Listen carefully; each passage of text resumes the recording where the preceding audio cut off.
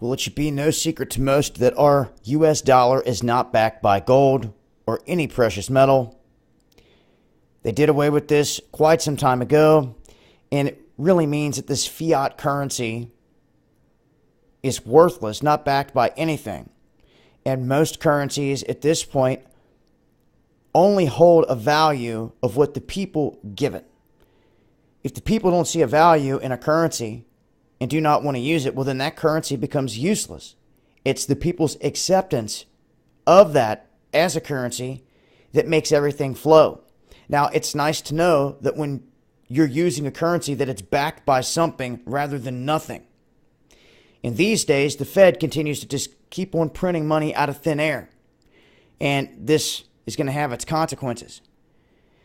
See, right now, it seems like it's an endless supply coming out of the Fed as they continue to print their cheap fiat money. But it's clear that the central bank stimulus is the primary culprit behind keeping this whole thing propped up. Now, I've talked about before how they've been caught rigging the precious metals markets, gold, silver, platinum, palladium, even the housing markets. These individuals got dragged into court. They got a slap on the wrist. They got a fine, and they never went to jail. They kept on trucking. They're out there doing the same thing again today, but there's something different going on with the dollar here. We've talked about everything that's going on with China and Russia.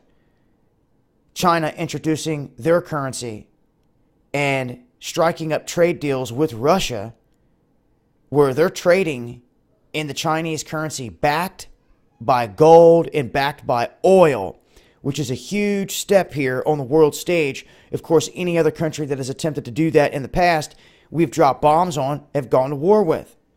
When it comes to China and Russia, they just can't do that at this point. Just not flat out war.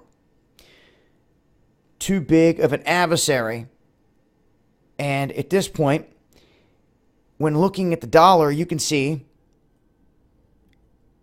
that with them easing back this, or tapering off quantitative easing, and then raising interest rates, they've then decreased their balance sheets. But what has happened is as the Fed funds are projected up, the dollar index has continued to fall.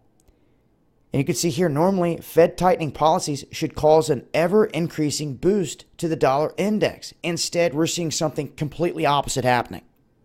The dollar is facing a swift plunge, something not seen since 2003. Swiftly.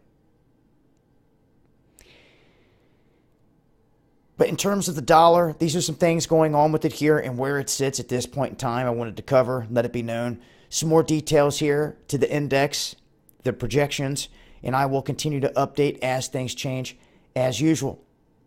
But I'll leave a link below. Make sure to follow me on Twitter for the latest updates. It's been Dabu7.